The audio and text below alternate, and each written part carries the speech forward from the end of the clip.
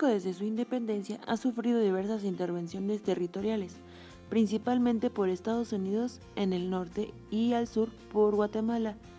No ha contado con una política estructurada para participar en una zona de integración económica de un mercado común. Sin embargo, hace aproximadamente 15 años inició con un proceso de cambio, estableciendo acuerdos comerciales con otros países, siendo el primer país de Latinoamérica que iniciara este proceso de integración a un bloque económico. Todo inicia en 1990, cuando se instituyeron los encargados de comercio de ambos países para iniciar consultas entre Estados Unidos y México. Estos encargados les recomendaron a los presidentes iniciar negociaciones formales. Los presidentes Brian Mulroney, Carlos Salinas de Gortari y George Bush anunciaron el inicio de negociaciones trilaterales rumbo al Telecán. Después de eso se tuvo lugar a 2 reuniones de jefes de negocios, una en Washington, D.C. y otra en Huastepec, México. El 17 de diciembre de 1992 se firma el Telecán por los presidentes de los 3 países y el 17 de marzo de 1993 se dan inicio a las negociaciones de los acuerdos paralelos. En noviembre de 1993, la Cámara de Representantes y el Senado de los Estados Unidos de América aprueba el Telecán. El 22 de noviembre de 1993, el Senado mexicano aprueba el Telecán y el 8 de diciembre de 1993, el Telecán se publica en el Diario Oficial de la Federación.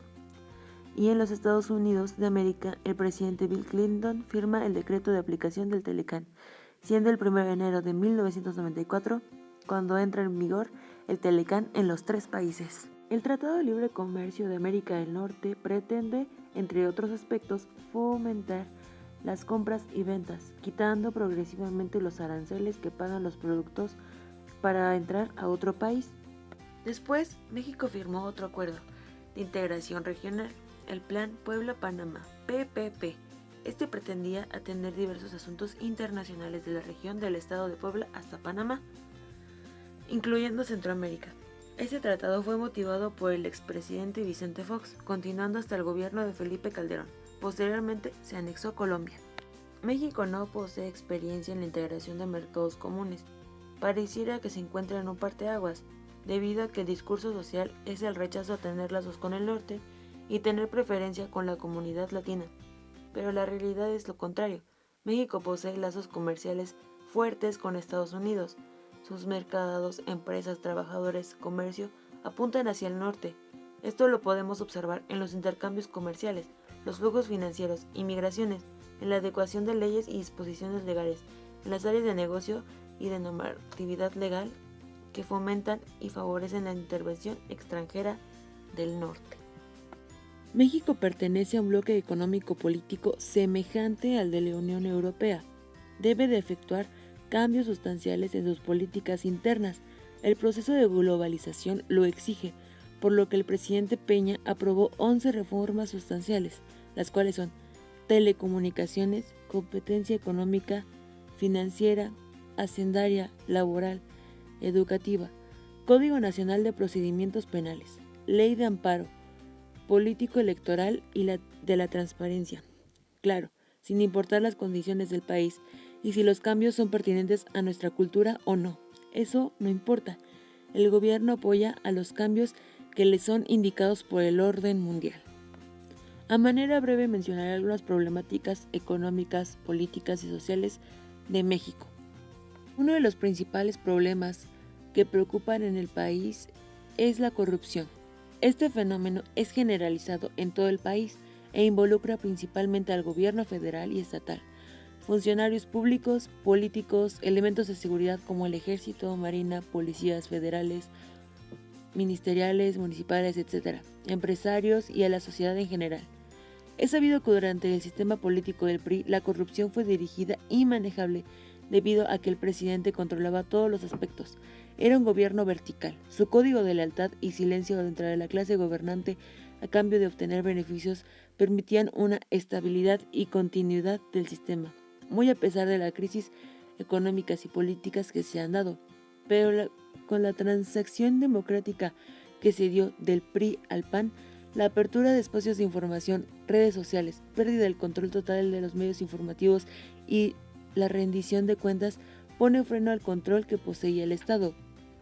Se inician estos cambios al poner en los medios de comunicación social actos de corrupción, conductas delictivas, hechos que no permitía el Estado que se publicasen.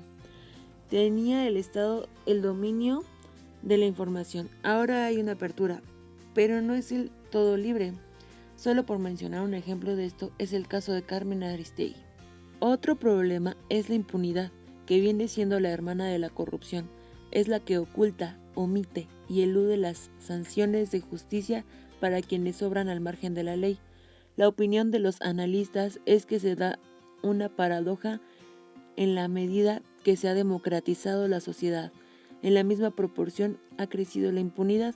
Ahora las acciones delictivas son el enriquecimiento ilícito, como es el caso del gobernador de Veracruz, por mencionar un ejemplo. El que delinque es cubierto por una dinámica perversa por los grupos que ostentan el poder y les cubren las espaldas.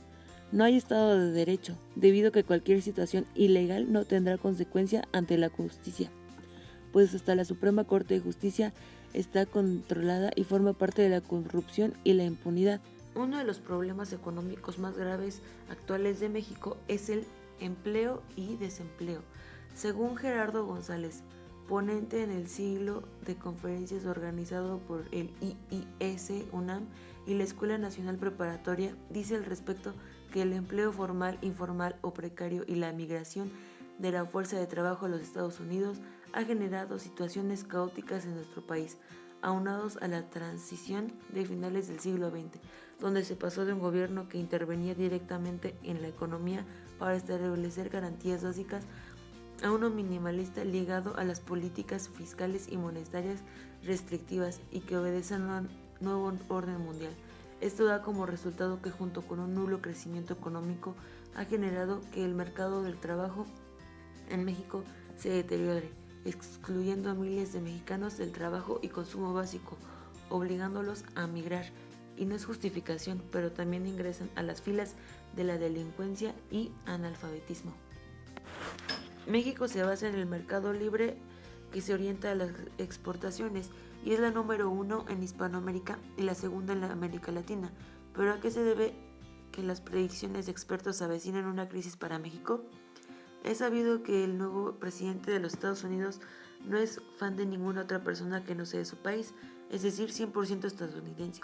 Con la llegada de Trump, las inversiones por parte de empresas extranjeras se reducirá considerablemente y por otra parte el dólar sigue creciendo y la moneda mexicana se devalúa cada día más y como todo depende de su precio, ya que negociamos con dólares y no con pesos, México siempre saldrá perdiendo. ¿Qué pasa? Que la sociedad mexicana, al observar todo este engranaje de engaño, control y mentira permanente que se va apoderando de la vida social, la cual vive en una incertidumbre atemorizada y en un constante zozobro, pues no hay quien avale los derechos económicos, políticos ni humanos. No nos sorprenda que empiecen a surgir hechos lamentables en busca de justicia. Por ejemplo, el caso del vengador de la Marquesa. Si el Estado no garantiza, y más aún es el causante y solapador de la impunidad y corrupción, la sociedad tendrá que defenderse sola. A continuación daré mi conclusión como mexicana, con lo que veo a diario en mi país, con las noticias, con los comentarios de personas con las que convivo sobre su vida cotidiana, con las redes sociales. Lo que voy a manifestar como conclusión no es una propuesta o una salida para los problemas que vive mi país, es lo que yo observo. Para empezar, existe una gran frustración de la sociedad mexicana. Ya no creemos en las instituciones ni en la política como forma de dar respuesta a los problemas. Yo no creo que los diputados y senadores que se despachan a lo grande en fin de año y en sus salarios, pago de seguros viáticos y que se la pasan durmiendo en el pleno, les preocupe en lo más mínimo si las familias que solo viven con el salario mínimo son felices. Es tanta su desfachatez y su descaro que están en contra de que se les quite el fuero a los políticos, porque saben que tarde o temprano ellos pueden pasar por lo mismo, pues también están dentro del mundo de la corrupción. Tal es el caso del gobernador de Veracruz, de Sonora, de Tamaulipas, etc. como que el gobierno hace que aplica las leyes y ejerce justicia, cuando en realidad solo nos dice mentiras y el pueblo lo sabe. El presidente designa a los funcionarios que están a cargo de las instituciones que aplican la justicia a sus amigos, como lo es en la Suprema Corte de Justicia, donde este grupo solo solapa los intereses del gobierno. El presidente designó en la función pública a la señora Arely Gómez y en la PGR a su amigo el senador Raúl Cervantes. Yo me pregunto, ¿hasta cuándo los funcionarios tendrán un castigo? La sociedad internacional nos coloca en los más altos niveles de corrupción. Ya no creemos en las instituciones. ¿Será que por eso el pueblo esté tomando justicia por mano propia? Esto conduciría a un desorden social. Yo creo que lo que se debe hacer es que cada ciudadano se manifieste de manera pacífica, protestando contra el alza de precios, contra la designación de funcionarios corruptos, contra las reformas que no beneficien al pueblo y en lo personal hacer cada día lo mejor y aportar positiva y constructivamente lo mejor que hay en